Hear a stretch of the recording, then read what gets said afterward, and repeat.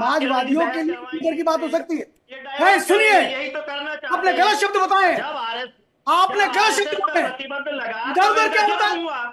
इधर उधर क्या होता है? अरे इधर उधर क्या होता है? करो।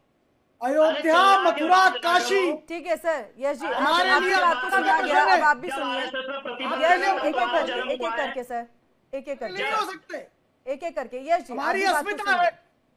मेहमान हमारे साथ लगातार जुड़े हुए हैं और गर्मा गर्म बहस हो रही थी डॉक्टर प्रवेश और यश जी के बीच में। लेकिन डॉक्टर आनंद जी, सवाल वाजिब है, लाजमी है, जरूरी भी है कि आखिरकार कार्रवाई के तहत चीजें क्या, क्योंकि ये कहा भी जा रहा है कि ये आस्था का विषय कम हो जाएगा, व्यवस्था का विषय ज्यादा है।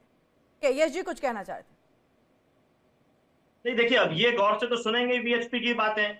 आरएसएस पे जब प्रतिबंध लगा तो वीएचपी का जन्म हुआ, और संगठन तो इन्हीं का है, इन्हीं के लोग अंदर बाहर होते रहते हैं, आपस में काम करते हैं, एक दूसरे की बात नहीं सुनेंगे तो किसकी सुनेंगे?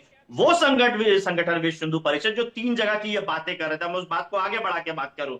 राम मंदिर आंदोलन में जब गोली चालन हुआ तो ये झूठी लिस्ट जारी करने वाला कोई संगठन था तो विश्व हिंदू परिषद था। जो लोग जिंदा हैं उनको मरा हुआ बता दिया, जो 17 साल पहले मर गए उनको मरा हुआ बता दिया। टॉपिक से इतर जा रहे हैं सर, हम का संगठन का नाम है विश्व हिंदू परिषद, हो रहे हैं सर, जो आरएसएस पर प्रतिबंध लगने के बाद सरदार पटेल जी ने जब प्रतिबंध लगाया तो उसके बाद जन्म हुआ वीएचपी का। हम टॉपिक से इतर हो रहे हैं। वीएचपी का सर इतिहास नहीं, विश्व हिंदू परिषद का इतिहास नहीं जानना है सर। वो टॉपिक से नहीं, वो किसी और दिन हम चर्चा कर लेंगे। प्रवक्ता इधर उधर हुए, जब सीधी सी बात है कि कोई इंटेलिजेंस फेलियर हुआ है, कोई घटना हुई, उस पर कार्रवाई क्या हुई, हमें स्टिक पे रहना है। लेकिन उससे हट करके हम पुरातत्व पे पहुंच गए, हम दूसरी भाषाओं पे पहुंच गए, हम मुसलमान असली है नकली है उस पे पहुंच गए, और 15 मिनट तक नॉन स्टॉप हम उस बात को सुनते चले जा रहे हैं। और जब उस पर प्रतिक्रिया दे रहे तो मैं टॉपिक से अलग चला गया। सर, आप विश्व हिंदू परिषद के इतिहास को बता रहे हैं, कैसे जन्मा, वो नहीं जानना है, आज का विषय वो नहीं है, वो किसी दिन हम करेंगे।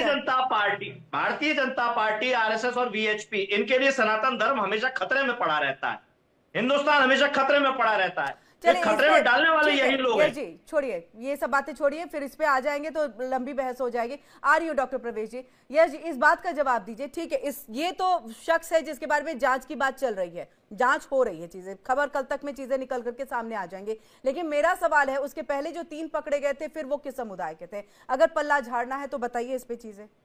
जो हाजिर नाजिम जी से सवाल था वही सवाल आपसे भी है। किरण जी, मेरा बड़ा स्पष्ट कहना है, कोई नियम बनाए, उस नियम को कोई भी व्यक्ति अगर तोड़ता है, चाहे उसे यश भारती तोड़े, चाहे उसे किरण जी तोड़े, चाहे कोई भी व्यक्ति तोड़े, उस पर कार्रवाई एक सी होनी चाहिए।